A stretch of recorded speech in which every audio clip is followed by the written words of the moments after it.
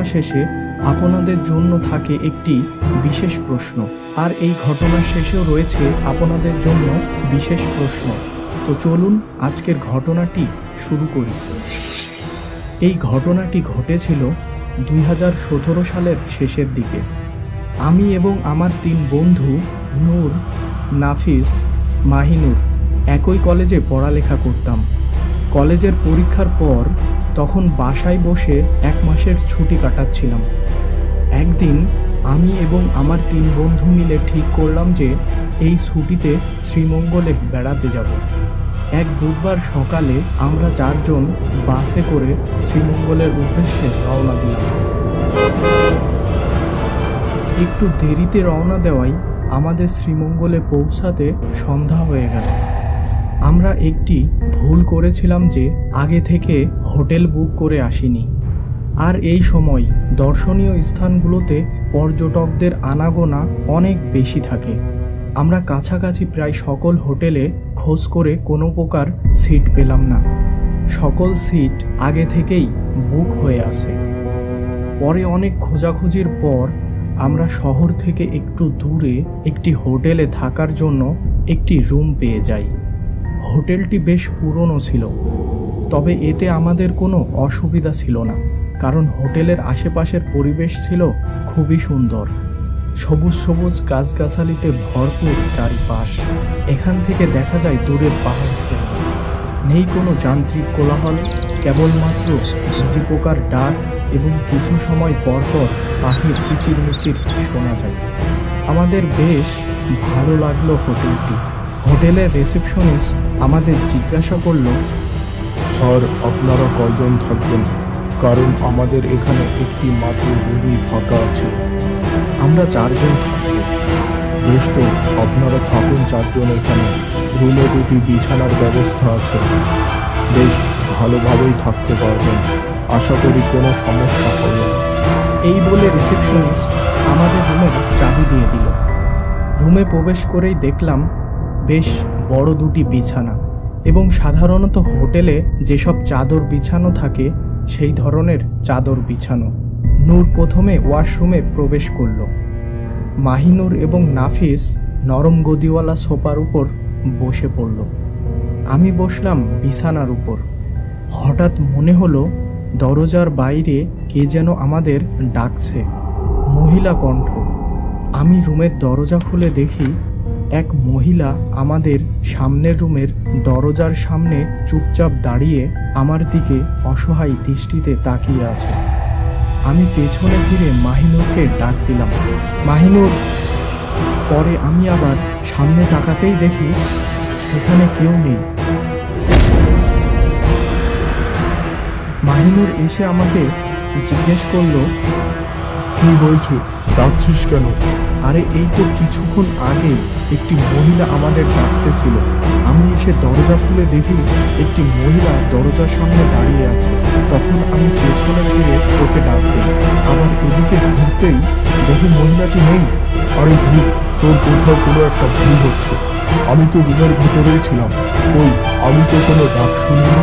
শোন, অনেক পথ জার্নি করে এসেছিস আর পেটেও কোনো খাবার পড়েনি। হ্যালুসিনেশন হয়েছে তোর।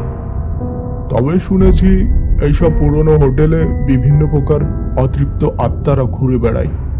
বুঝলাম মাহিনুর তার শেষের কথাটি আমাকে ব্যঙ্গ করে বলল। রাতের খাবারের পর আমরা 4 জন শুয়ে আছি। একটি বিছানায় নূর ও নাফিস এবং আরেকটিতে আমি এবং মাহিনুর। হঠাৎ আমি নিজেকে একটি রাস্তায় দাঁড়িয়ে থাকা অবস্থায় আবিষ্কার করলাম এবং সেই রাস্তার চারপাশে শুধু মাঠ, দূরে 2-1টি গাছ এবং চা বাগান সমেত পাহাড় দেখা যাচ্ছে। চাঁদের আলো পাহাড়ের গায়ে এসে পড়েছে। এবার খেয়াল করলাম রাস্তার উপর একটি মহিলা দাঁড়িয়ে আছে এবং সেই মহিলার দিক থেকে কান্নার আওয়াজ আসছে।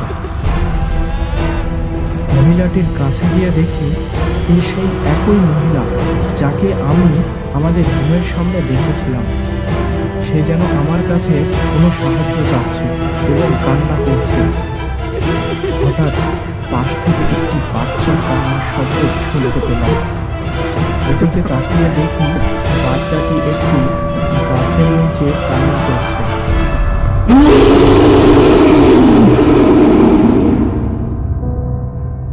ধপাস করে ঘুম ভেঙে গেল। ঘড়িতে দেখি সকাল 8টা বাজে। সবাই তখনও ঘুমাচ্ছে। আমি তৎক্ষণাৎ মাহিনুরকে ডেকে আমার স্বপ্নের ব্যাপারে বললাম। সে আমাকে বলল যে এটি কেবলই একটি স্বপ্ন মাত্র, এ ব্যাপারে চিন্তার কোনো কারণ নেই। তবে আমি এই ব্যাপারটি নিয়ে বেশ বিচলিত হয়ে যাই এবং নূর ও নাফিসকেও আমার স্বপ্নের ব্যাপারে বললাম। ওরা আমার সাথে রীতিমতো এ ব্যাপারে মজা করতে লাগলো। নূর বলল যে, ধুর বোকা, এটা তোর মনের ভুল মাত্র। স্বপ্ন দেখে কেউ এতটা বিচলিত হয় নাকি? যা হোক, আমরা সকালের নাস্তা করি এই হোটেলের চারপাশের বিভিন্ন জায়গায় বেড়াতে গেলাম। তারপর হোটেলে এসে দুপুরের খাবার খাওয়ার জন্য এই হোটেলের ডাইনিংয়ে বসলাম। এদিকে মাহিনুর কি একটা কাজের জন্য আমাদের রুমে গেছে। কিছু সময় পর মাহিনুর আমাদের সামনে এসে হাঁপাতে লাগলো। মুখে কোনো কথা না বলে সে আমাদের রুমের দিকে ইশারা করল। আমরা তাড়াতাড়ি রুমে গিয়ে দেখি সেখানে অস্বাভাবিক কিছুই নেই। মাহিনুর আমাদের বলে যে সে রুমে পৌঁছে দেখে এক মহিলা আমাদের রুমের ফ্যানের সাথে বাঁধা রশিতে ঝুলে আছে। তখন নাফিস বলল, তুমি কি আমাদের সাথে মজা করছো? আমি তখন মাহিনুরের দিকে লক্ষ্য করি। তার চোখ ভয়ে বিস্ফারিত। এ চোখ দেখে বোঝা যায় যে সে কোনো প্রকার মিথ্যা বলছে না। এই হোটেলে অবশ্যই কোনো গন্ডগোল আছে। সে রাতে আমরা কিছুটা ভয় নিয়ে ঘুমাতে গেলাম।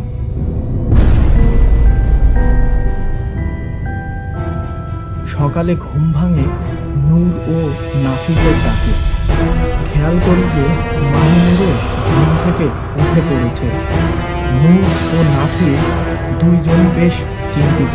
তারা বলে যে তারা দুইজনই নাকি আমার মতোই স্বপ্ন দেখেছে, কিন্তু সেই মহিলাটা তাদের কাছ থেকে সাহায্য চাইছে যে আমরা যেন তার ছেলেকে বাঁচাই।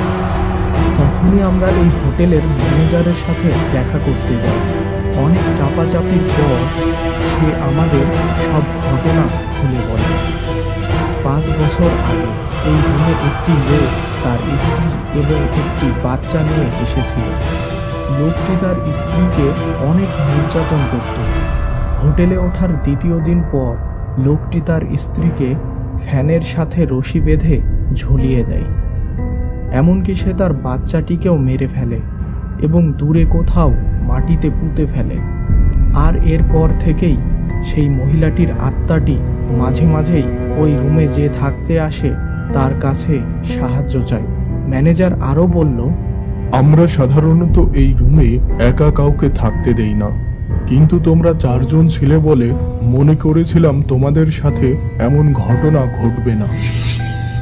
সেই দিনই আমরা সেই হোটেল ছেড়ে বাসে করে ঢাকায় চলে আসি। তবে বাসায় ফিরে ওই হোটেলের ব্যাপারে আমরা বাসার কাউকে কিছু বলি না। ওই হোটেলটিতে পরে আর এই রকমের কোনো ঘটনা ঘটেছে কিনা তাও আর জানি না। বন্ধুরা, আজকের পর্বটি কেমন লেগেছে তা আপনারা এই ভিডিওটিতে লাইক দিয়ে জানাবেন এবং কোনো সমস্যা থাকলে কমেন্টে জানাবেন। আজকের প্রশ্নটি হলো, আপনি কি মনে করেন অপঘাতে মারা যাওয়া ব্যক্তির আত্মা মুক্তি পায় না? আপনার জানা মতে এমন আর কোনো হোটেলের সন্ধান জানা আছে যেখানে এমন ভৌতিক ঘটনা ঘটে? অবশ্যই কমেন্টে জানাবেন।